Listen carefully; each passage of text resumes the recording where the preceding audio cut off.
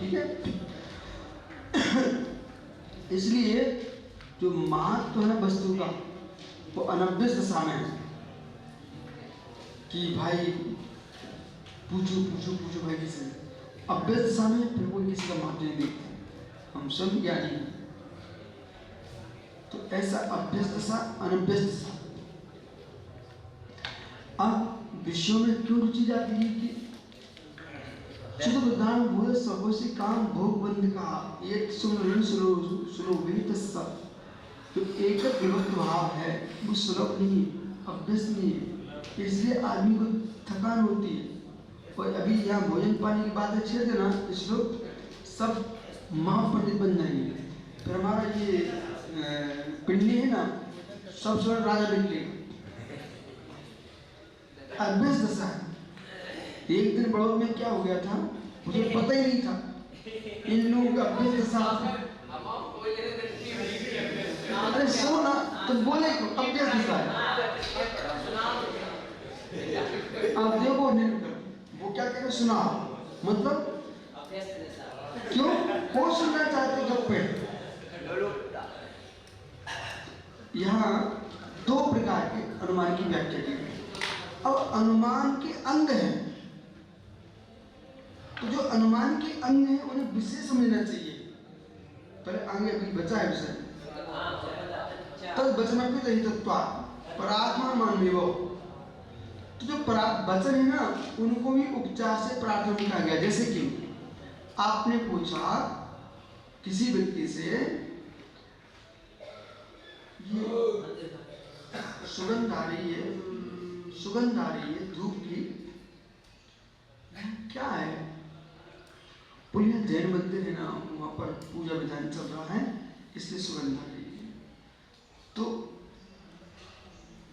जो उसने वचन बोले ना सामने वाले ने, यहाँ पर पूजन विधान चल रहा है तो यहाँ पर जैन मंदिर है, वहाँ पूजा विधान चल उसकी सुगंध आ रही है धूप वगैरह वगैरह की।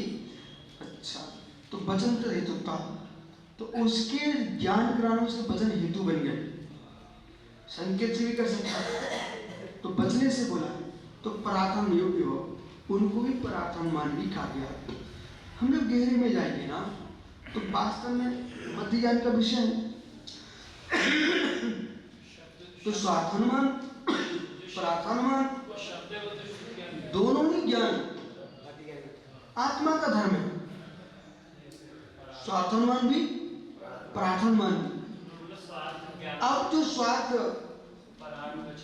तद वचनोपि तद हेतुत्वात्, जो जिसको स्वार्थ ज्ञान है उसके वचन भी जो नहीं जानता है अनभ्यस्त है उसके लिए परार्थानुमान है। ऐसा समझा है, समझ में आया? जैसे कि पिंडी सागर ने जान लिया कि ये तो सागर नाटक कर रहे हैं, हाथ फैला रहे हैं, ठीक है, ऐसा जान लिया। अब फिर सामने सागर ने पूछा ये तो हाथ क्यों उठा रहे थे, क्या उद्देश्य था इनका, क्या अनुमान लगा रहे आप? तो आप जान चुके थे इन्हें हाथ क्यों उठाया है। फिर आपने कहा कि ये थक गए हैं, तो दूसरे बतियाना चाह रहे हैं, तो हाथ का संकेत कर रहे हैं, तो ठीक है। और अचानक ऐसे हाथ उठाया, क्या मतलब हो सकता है? बोले ये भी मतलब हो सकता है कि वहां पर खिड़की, तो खिड़की से प्रकाश आ रहा है, तो प्रकाश सुबह सुबह का चेहरे पे आए तो चेहरा चमकता है मोती जैसा, देखो निर्विकल्प सागर, और आंखों की रोशनी बढ़ती है, पर उनको चकाचौंधी लग रही है इसलिए उन्हें हाथ ऐसे किया है। तो ये अनुमान इनका थोड़ा सटीक अनुमान था। इस बात को आपने सामने साहब को बोल दिया, तो जो आपके वचन है वो तो वचन है, पर वे वचन भी प्रार्थना नहीं है उनके लिए। समझ गए क्या? तच्च सुनिए, अनित्या शब्द कृतत्वा, जो स्कूल में परीक्षा में बैठा हुआ व्यक्ति बार बार लोग शंका, बार बार सोच, भूख प्यास लगे तो समझ जाओ इसका मन नहीं लग रहा, पेपर बन नहीं रहा। ऐसे ही कोई बार बार खिड़की खुलवाए, खिड़की बंद करवाए, गेट खोलो, ये करो, तो मतलब इसमें चित्त नहीं स्थिर नहीं है। ये अनुमान प्रमाण कह रहा है। ये सब क्या है? तो ये अनुमान प्रमाण से अपन समझ रहे हैं। अब अपन ने कुछ बोला नहीं है, तब भी उनको बोलने में आ रहा है कि इनने कराया, तो वो जीव से नहीं कर पा रहा है कि मेरा नाम क्यों आ रहा है। तो ये सब अनुमान प्रमाण है, ठीक है। अब ये भी सेम नहीं हो पा रहा है, तो व्यक्ति राजा कुछ भी कर सकता है, तो राजा को दोष लगा देना, तो ये अज्ञानियों की ऐसी दृष्टि रहती है। जो गिरा आदमी होता ना बेटा, वो बड़ों पर लांछन लगाते ही है। तो ज्ञानियों को चाहिए कि जो लांछन लगाने वाले लोग हैं उनका स्तर देखना चाहिए, और स्तर देखकर फिर निर्णय करना चाहिए कि ये हीन भावना से लांछन लगा रहा है कि वास्तविकता है। भाई बहुत सारी फाइलें खुली थी, फाइलें कहाँ गोल हो गई? वो किसी न किसी आदमी का नाटक था, उसमें एक आदमी है लेकिन परिपूर्ण नाटक था। बोले बड़े बड़े लोगों को फंसा दो, देश में विश्व में हलचल पड़ जाए। ऐसी बहुत सारी फाइलें खुलती है। ये अनुमान प्रमाण से ऐसा जानना चाहिए आपको, ठीक है। तो अनित्य शब्द कृतकर्ता शब्द अनित्य क्योंकि किया जाता है। यो कृतकर्ता सर्वोपि नित्य, जो कृतकर्ता होता है वो सभी अनित्य होता है, जिसे किया जाता है वो सब अनित्य है। जैसे ईंट बनाई जाए तो फूटेगी, घड़ा बनाया जाए तो फूटेगा। यथा घटा, जैसे कि घट, यदि नित्यम न होती तत्र कृतकम न होती। जो नित्य होता है वो कृतकृत नहीं होता है, जो कृतकृत होता है वो नित्य नहीं होता है। यथा व्योमा, जैसे कि आकाश, व्योमेनी आकाश। कृतकृत अयम शब्द क्या है? कृतकृत।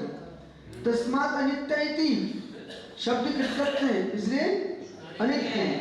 पच्च सात हेतु दृष्टांत उपनय निगमन अव्यवस्था प्रसिद्धा। ये आपको याद करना, महात्मा याद करना है। क्या क्या?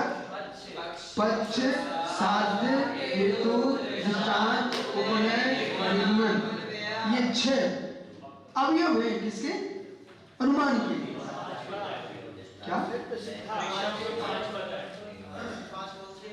तो इसमें हो गए, तो 25 सात 2 हो गए। वैसे प्रतिज्ञा, हेतु, उदाहरण, उपनय, निगमन, ये 5 जो है अनुमान प्रमाण के अवयव हैं। समझिए क्या? तो ये आपको याद करना, तैयार करके आना है। बोलिए। ये धूप अभी नहीं थी, फिर से धूप आ गई है, तो लगता है कि गेट खुल गया। यह अनुमान है। गेट दिख नहीं रहा मुझे, साध्य दिखे बिना, साधन से साध्य का ज्ञान होना, इसका नाम अनुमान है। साधना साध विज्ञान अनुमान। यदि साध्य तुम्हें पता हो गया तो अनुमान क्यों लगाएंगे? साध्य के अभाव में साधन से साध्य का ज्ञान होना, इसका नाम अनुमान है।